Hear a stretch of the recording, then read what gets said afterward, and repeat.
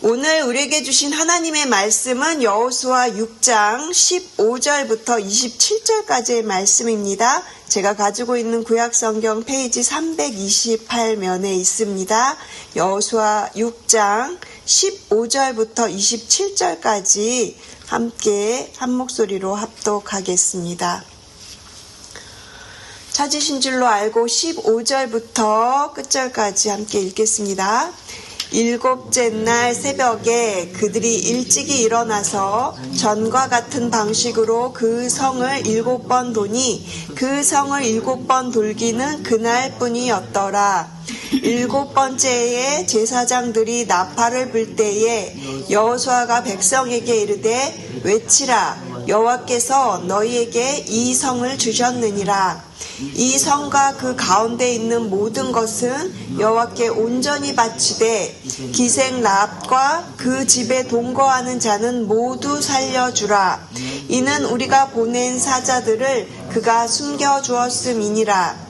너희는 온전히 바치고 그 바친 것 중에서 어떤 것이든지 취하여 너희가 이스라엘 진영에서 바치는 것이 되게 하여 고통을 되지 않도록 오직 너희는 그 바친 물건에 손대지 말라.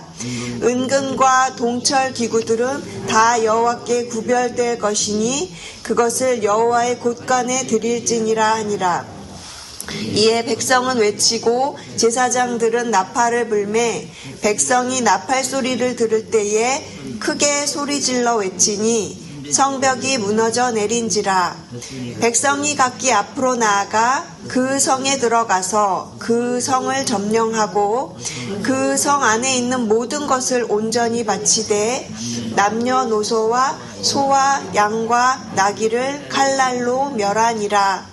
여호수아가 그 땅을 정탐한 두 사람에게 이르되 그 기생의 집에 들어가서 너희가 그 여인에게 맹세한 대로 그와 그에게 속한 모든 것을 이끌어내라 하매 정탐한 젊은이들이 들어가서 라합과 그의 부모와 그의 형제와 그에게 속한 모든 것을 이끌어내고 또 그의 친족도 다 이끌어내어 그들을 이스라엘의 진영 밖에 두고 무리가 그 성과 그 가운데 있는 모든 것을 불로 사르고 은금과 동철 기구는 여호와의 집 곳간에 두었더라. 여호수아가 기생 라합과 그의 아버지의 가족과 그에게 속한 모든 것을 살렸으므로 그가 오늘까지 이스라엘 중에 거주하였으니 이는 여호수아가 여리고를 정탐하려고 보낸 사자들을 숨겼음이었더라. 여호수아가 그때 맹세하여 이르되 누구든지 일어나서 이 여리고 성을 건축하는 자는 여호와 앞에서 저주를 받을 것이라. 그 기초를 쌓을 때에 그의 맏아들을 잃을 것이요 그 문을 세울 때에 그의 막내 아들을 잃으리라 하였더라. 여호와께서 여호수아와 함께 하시니 여호수아의 소문이 온 땅에 퍼지니라. 아멘. 긴 본문인데 읽으시느라고 수고 많이 하셨습니다. 감사합니다. 오늘 여호수아 후반부의 본문을 읽었습니다. 오늘은요, 순종이 열어준 구원의 은혜라는 제목으로 함께 본문 말씀 나누겠습니다. 오늘 말씀은 어제도 저희가 들어서 알고 있는 여리고성 전쟁에 관한 이야기입니다. 여호수아 6장, 여호수아 6장 전체의 이야기를 한 단어로 표현하자면 순종이라고 할 수 있을 겁니다. 이스라엘 백성들이 어떻게 순종했고, 그리고 하나님이 그 순종을 어떻게 또 승리로 이끌어 가셨는지를 우리에게 들려주는 이야기입니다. 그런데 오늘 저희가 붙들어야 할 것은 단순히 순종하면 이긴다, 이런 어떤 공식이 아니고요. 이 이야기는 하나님의 거룩한 전쟁 이야기입니다. 그리고 그 안에 숨겨져 있는 구원의 은혜를 보여주는 이야기인 것이죠. 그리고 이 이야기는 지금 이 시대를 살아가는 우리에게도 여전히 우리의 삶에 그대로 이어지는 내용입니다. 오늘 본문 15절 우리 한번 다시 같이 읽겠습니다. 일곱째 날 새벽에 그들이 일찍이 일어나서 전과 같은 방식으로 그 성을 7번 도니 그 성을 7번 돌기는 그날뿐이었더라. 아멘. 이스라엘 백성들은요, 7째 날이죠. 이른 아침에 동일한 방법으로 성을 돌았다고 해요. 그날에는 7번 돌았다고 이렇게 말을 해요. 어제까지는 매일 한 바퀴씩 돌다가 이제 7일째 되는 날에는 7번을 돌았다는 것이죠. 여러분 한번 생각해 보십시오. 무슨 출퇴근길도 아니고 산책하는 것도 아니고 이제 가나안 땅에 입성한 이 이스라엘 백성들 이젠 뒤로 돌아갈 수도 없습니다. 요단강을 건너왔기 때문에 이제는 앞으로 가는 것밖에 없는데 그들에게는 전쟁이 있어요. 그런데 이렇게 전쟁을 앞둔 백성들이 지금 말도 안 되는 명령을 따라서 여리고를 돌고 있는 겁니다. 그것도 침묵한 채 아무 말도 하지 말고 아무 소리도 내지 말고 그렇게 여리고 성을 돌라고 말씀하신 거잖아요. 여리고성은요 아주 크고 단단한 성문으로 되어 있고요. 그리고 어떠한 견고한 성벽 또한 이중으로 더구나 그 성벽이 이렇게 이중으로 되어 있어서 어느 누구도 침략할 수 없는 그런 성 앞에서 하나님께서 주신 전략, 하나님께서 주신 명령은 무엇이었습니까? 칼을 들고 싸우는 것도 아니고 그리고 밤에 몰래 들어가는 것도 아니고요. 그냥 돌라고 하셨어요. 매일매일 한 바퀴씩 돌고 아무런 소리도 내지 말고 나중에는 7번째 날에는 7바퀴를 돌아라. 아마도 이스라엘 백성들은요 이것에 순종을 하면서도 자신들의 머릿속으로 아마 이해되지 않았을 것 같아요. 그런데 하나님께서 말씀을 하시죠. 어제 2절에서도 저희가 살펴본 바 있는데 내가 여리고를 너의 손에 넘겨주겠다. 이렇게 여호수아에게 약속을 하셨잖아요. 하나님께서는 전쟁도 시작하기 전에 이미 승리를 선언하신 겁니다. 이미 하나님께서는 여호수아에게 그 땅을 너의 손에 붙여줄 테니까 그냥 그렇게 나가라고 말씀을 하신 거예요. 이스라엘은 아직 아무것도 보지 못했고 아직 자신들의 그 눈앞에 승리라는 것이 있지 않습니다. 그저 두꺼운 그 견고한 여리고 성만 눈앞에 있을 뿐이에요. 그런데 하나님께서는 마치 다 이루어 놓은 것처럼 그렇게 말씀을 하시고 그렇게 따라라 이렇게 명령을 하신 상황이에요. 어떻게 성 주위를 하루에 한 번씩 돌고 이렇게 마지막 날 7번 돌고 그리고 마지막 날에 와 이렇게 소리를 외칠 때 그 성벽이 무너진다?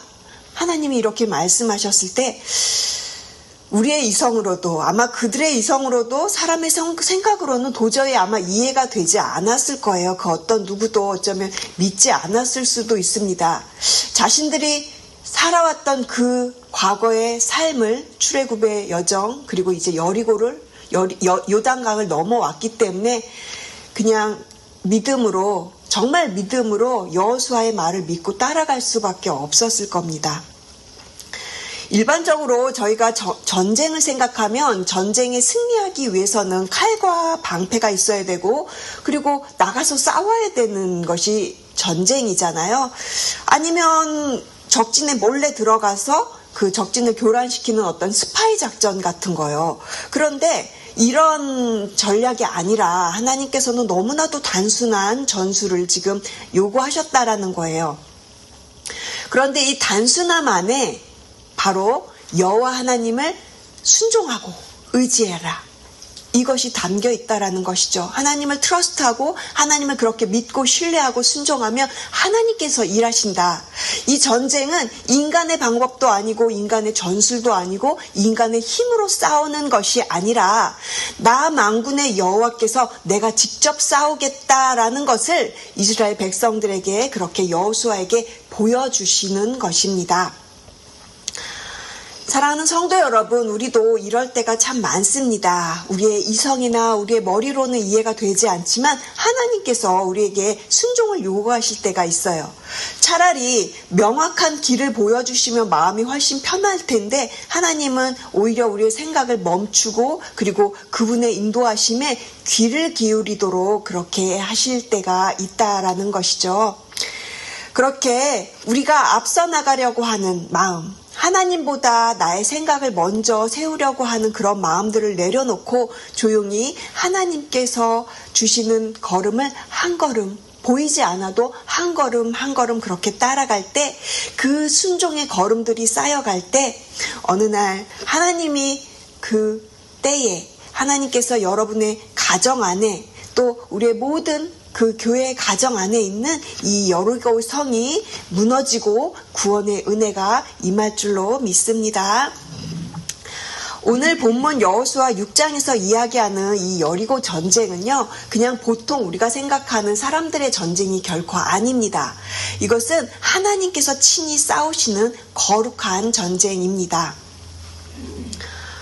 가나안 땅은 오랫동안 우상과 또 음란이 가득했던 땅이었고요. 거기에는 인신제사가 있었고 하나님을 대적하는 문화가 아주 깊게 자리를 잡고 있었어요. 그래서 하나님은 그 땅을 새롭게 하신 후에 하나님의 백성들, 이스라엘의 백성들이 살아가기를 원하셨던 것이죠. 오늘 본문 17절, 18절, 21절에 보시면요, 공통적으로 쓰인 단어가 있는데 온전히 바치다, 이런 표현을 보실 수가 있으세요. 17절에 보시면 온전히 바치되, 18절에도 온전히 바치고 21절에도 온전히 바치되 그랬어요. 여기서 온전히 바치다라는 이 단어에 해당하는 히브리어가 바로 헤렘이라는 단어입니다. 이 단어는 멸절시키다, 그리고 하나님께 온전히 바쳐드리다 라는 뜻을 가지고 있습니다. 즉 여리고성에 속한 모든 사람들, 물건들, 가축까지도 남겨두지 말고 칼날로 명해라, 이렇게 명령을 하셨어요. 그런데 이것은 단순한 파괴가 아니고요, 그 모든 것을 하나님께 돌려드리는 봉헌의 행위였다라는 것입니다. 그래서 이 여리고성 전쟁은 일반적인 전쟁이 아니라 하나님께 바쳐진 거룩한 전쟁이라고 부르는 것입니다. 이것은, 이 땅은 다시 하나님의 땅으로 구별된다라고 하나님께서 그렇게 선언하시는 하나님의 선포인 것이에요. 우상으로 가득하고 죄의 뿌리가 깊이 내려져 있는 이 가나안 땅을 하나님께서는 새롭게 하기 위해서 가장 먼저 그 땅에 깊이 있는 죄의 뿌리를 완전히 제거하고자 하신 것입니다. 하나님은 죄와 거룩을 결코 함께 두시는 분이 아니십니다.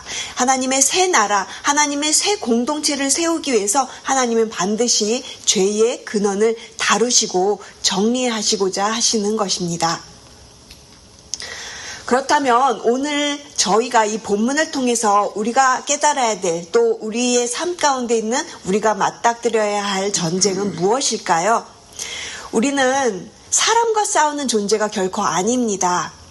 우리의 진짜 싸움은 내 안에 남아있는 죄의 습관, 그리고 쉽게 꺾이지 않는 우리 안에 나도 깨닫지 못하는 그 완고한 마음, 그리고 말씀보다 또 먼저 앞서가려고 하는 저의 생각과 또 나와의 싸움인 것이죠. 저희가 어제 설교에서도 생각해 보았던 부분인데요. 우리의 삶에도 누구나 무너져야 할 여리고가 있습니다. 그 여리고 앞에서 우리가 할 일은 복잡하지 않습니다. 나 자신을 내려놓고 하나님의 약속을 신뢰하고 또 조용히 기다리고 그 순종의 걸음을 한 걸음씩 한 걸음씩 떼는 것이죠. 하지만 막상 현실에서는 이렇게 살아가는 것이 정말 쉽지가 않습니다.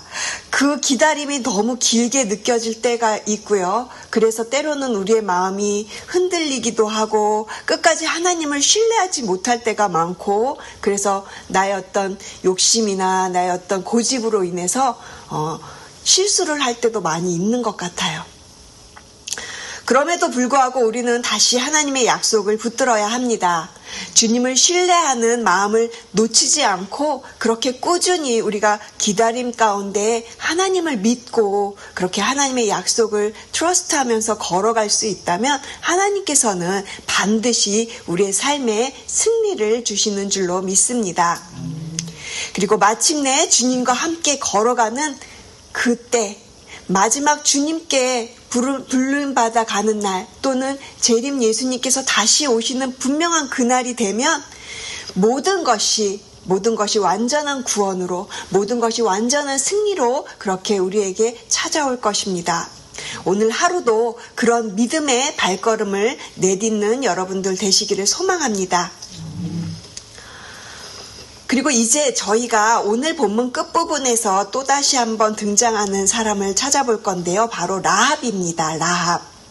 전쟁은 시작되었고 여리고는 지금 무너지고 있는 상황 가운데 모든 생명들이 죽어가고요. 모든 것들이 지금 심판 아래 놓여져 있는 상황 가운데 그 가운데 한 집, 붉은 줄을 매달아 놓은 라합의 집만은 살아남습니다. 저희가 지난주 목요일 날도 라합에 대해서, 소망의 붉은 줄에 대해서 저희가 설교를 살펴본 적이 있는데요. 라합은 여호수아가 보낸 정탐꾼을 숨겨준 여인이었죠. 그리고 그녀는 믿음의 사람이었습니다.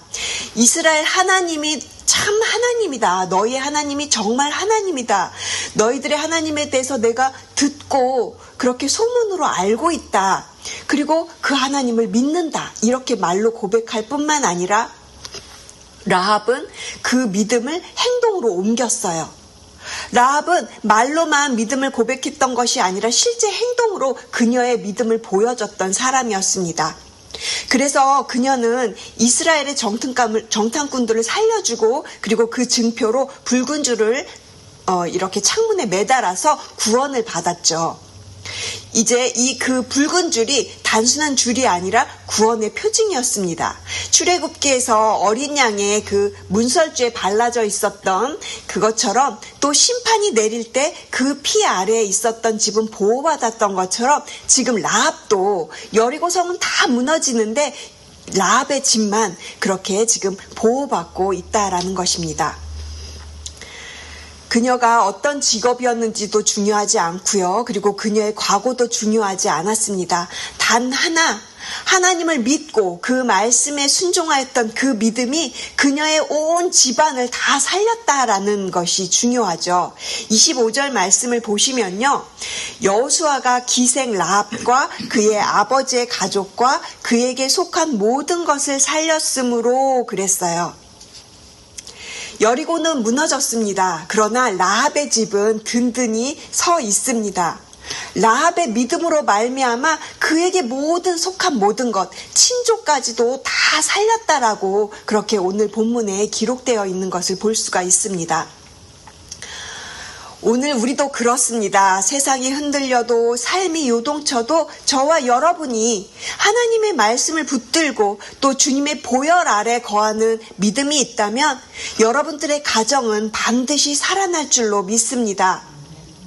오늘 라합의 그 가정이 그렇게 모든 라합에게 속한 모든 사람들이 다 살아났던 것처럼 여러분들의 가정도, 또 우리 교회에서 지금 하고 있는 VIP 초청, VIP 추수감사절 이 감사 예배 가운데 오시는 분들도 저희가 한 번에 한눈에 그들의 구원을 다 볼 수는 없지만 지속적으로 꾸준히, 그리고 한 걸음씩 그렇게 우리가 라합처럼 믿음 갖고 있으면 분명히 하나님께서 우리의 모든 가정 가운데 복음의 은혜, 또 구원의 은혜를 이루어 주실 줄로 믿습니다.